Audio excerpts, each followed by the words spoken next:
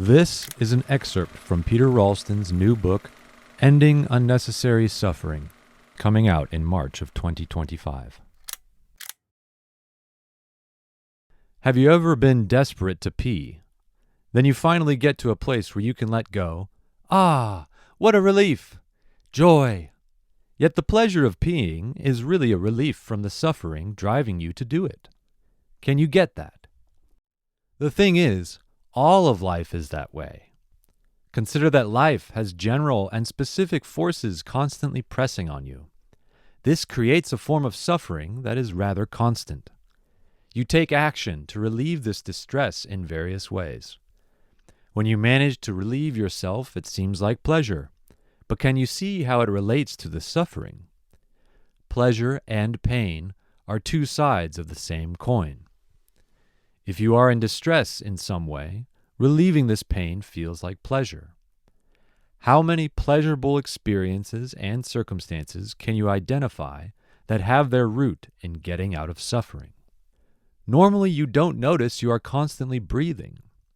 But if you stop breathing, pressure builds up to force you to breathe. This pressure reads out as increasing discomfort, and when you finally breathe, it feels good, doesn't it? Even now, without holding your breath, when you put attention on breathing, you might think it feels good to breathe. Yet, notice that it fades into the background when you once again take it for granted.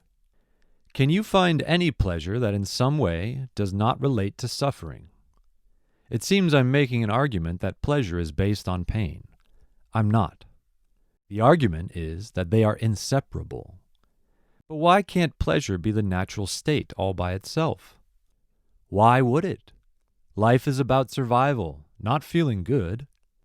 The only reason pursuing feeling good is your goal, once again, is because feeling good indicates that your well-being, on whatever level and in whatever way it is occurring, is going your way.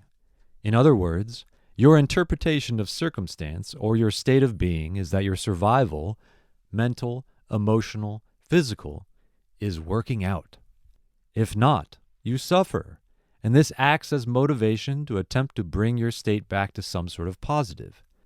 This positive sense suggests you are being effective in life, that everything is okay. Can you see the dynamic I'm suggesting here? Again, as we discovered in the section on getting free from unnecessary suffering, only when you imagine some other experience is better than the one you are having does the one you are having become painful. Remember, you could also imagine an experience that is far worse than what you're having, and then your current experience would be seen as pleasant or good. Can you see the different disposition and state that arises when you do one or the other? Dramatic difference, isn't it? Notice, once again, that this is all created via concept and imagination, not real life. As we see, positive and negative determine each other.